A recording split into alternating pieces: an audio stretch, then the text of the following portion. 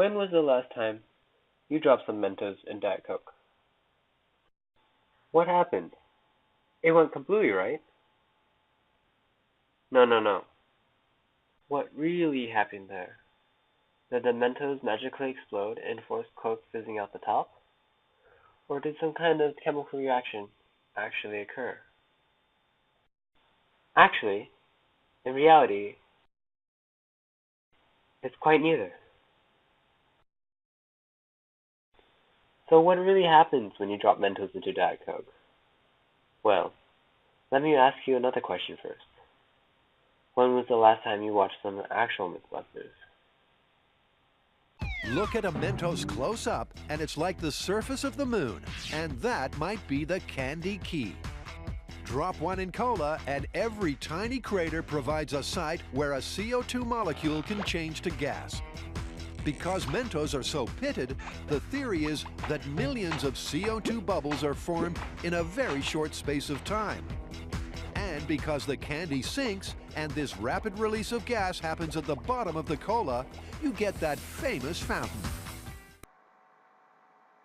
So, what did you learn? It's not actually a chemical reaction, but a mechanical reaction dependent on the surface of the Mento. Think about this. If we add one Mento to a bottle of Coke, we would expect a mild reaction. Yeah, sure. What if we added more Mentos, however? We would get a bigger reaction, right? Why though? Is it because we add more surface area? Then, what if we increase the surface area of each Mento that we put in? What would happen then? Well, that's exactly what we decided to test. And with 480 fluid ounces of Diet Coke and 168 Mentos. Yep. Of course we needed a large sample size, right? What we wanted to test was, will Mentos prepared in different ways, i.e. chopped into slices, chopped into quarters, crushed into a powder, or left as is, will have different peak burst heights when combined with Diet Coke? What do you think? Which preparation would work the best?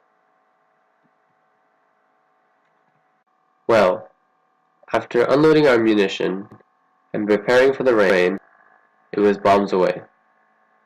While these bottles yielded burst heights of nothing over 7 inches over their heads, we still managed to gather some reasonable data. Surprisingly, the data seems to suggest that the crumbled Mentos yielded the least burst height out of them all. Don't believe me? Watch for yourself.